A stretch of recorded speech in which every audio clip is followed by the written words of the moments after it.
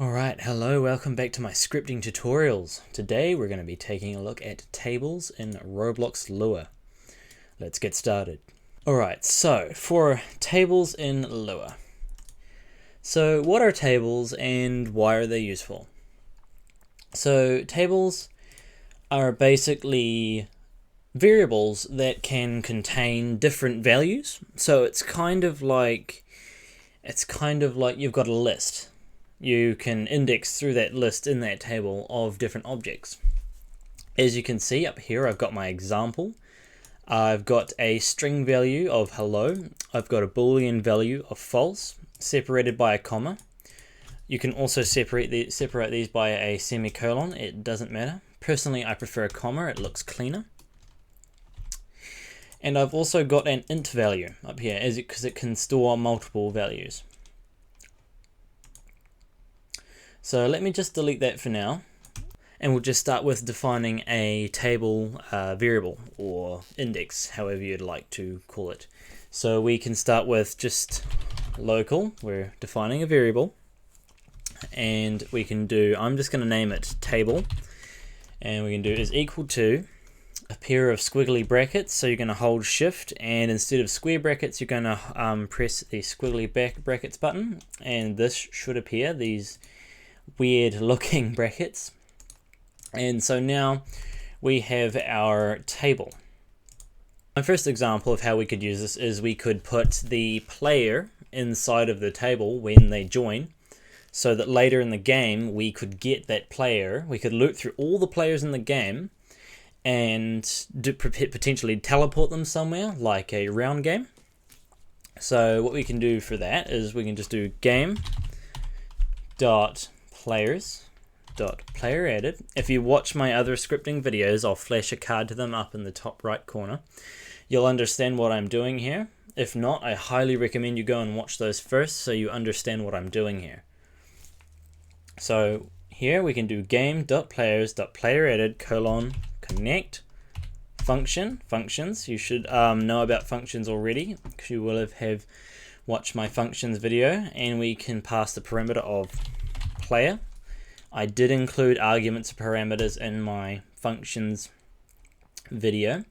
So now what we can do is we can do a conditional statement and check if the player is still there. So we do if player, then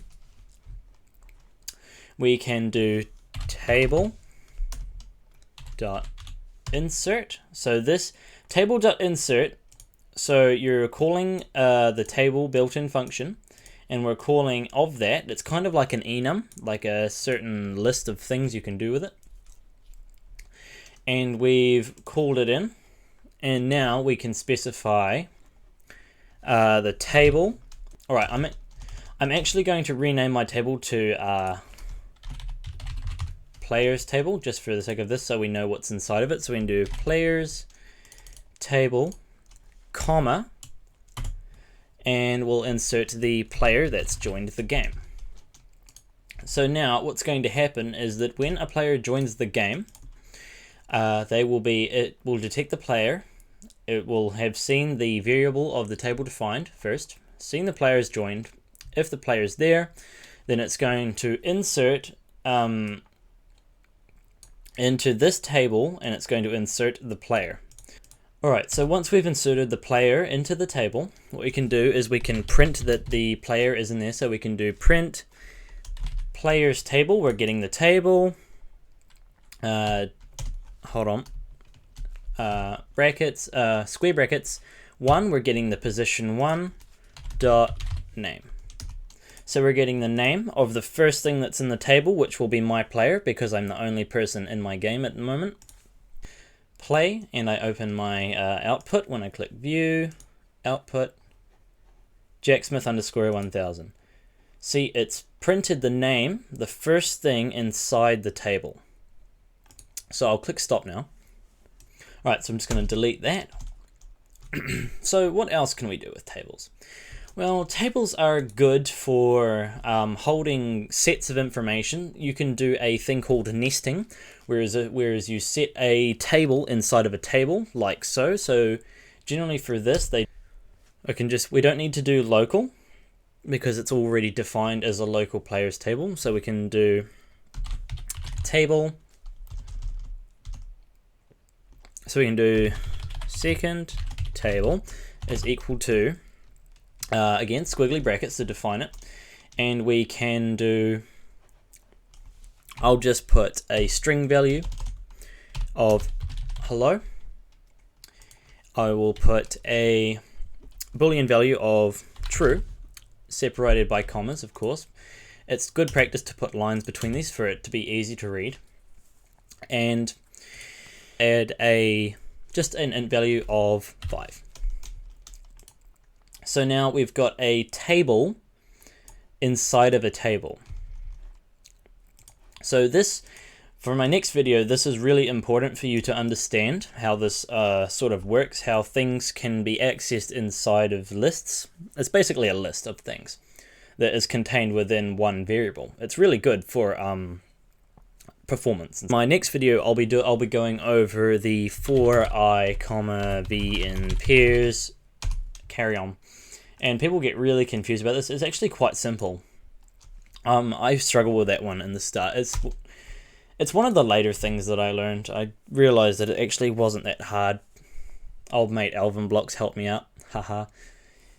Alright, so to demonstrate this properly, we're not going to do it on a player joined event. We're just going to use, just the script will run when we click run. So what we can do now is we can do print, so we can see what the script's doing in the output. So print is basically a window into seeing what your code is doing. Remember, is that printing is seeing what your code is doing. That's basically what it does. So we can do players table, so we're getting the first table, right? We're going to do dot second table, so we're getting the second table inside of the first table. Oh, I'm going to rename this quickly, just table, second table. There we go. So now we've got the table there, and what we can do is we could just print value 1, which is a string, so that will print nicely. So we can just do square brackets and 1. So now if we come up to here, click on play, click down, and click run, I will open my output view. Output, as you can see, it's printed the string that I have set at position 1. Alright, so I'm going to explain a little bit more about what I mean by position. It's like, what are you talking about? Where are these things placed? So let's just set up a quick table. Local table is equal to squiggly brackets. And now how this can work is we can, let me zoom in for you. So imagine you've got 3 items in your table. You've got 3 strings. Let's say you've got 3 strings. I'll put 3 strings real quick. Hello, noob. Haha. So what we have here is, let's say, because as you can see, hello is the first object the script finds within the variable table. So what that means is that when we loop through our table, or we call a specific place in the table, so if we do print table and we find the position of 1, what's going to happen is it's going to print the first value that it finds at position 1. In this case, we've set it to hello. If I delete hello and I just set it to I'm, it's going to print I'm.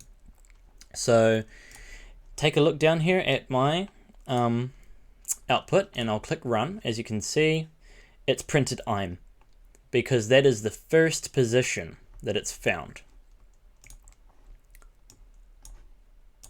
So let me explain that a little bit more. So let's say, because the first position, we'll say, by what I mean position is that in the script, this is position 1, this is position 2. So I'm is equal to 1, comma, and then after the comma, it's the next number. So that's kind of how it's indexed. Also, I'd like to take a quick second to mention my new scripting Discord server. I'll leave a link to it down below. It's all about teaching you guys how to script. It's got a very helpful, very positive community, I've noticed, and would be happy to have you in there if you'd like. It's free. I don't charge. I'm not in it for money or anything like that. I just like to teach scripting and share my knowledge with others. So if you're interested, I'll leave the link. Also, if you haven't watched the rest of my series, I highly recommend you do, because of how this is starting to get complicated now, and you will need to understand the more basic things about Roblox LUA. So yeah, like I said, I'll leave a link to that in the description as well if you want. But other than that, thank you guys so very much for watching. See you next time.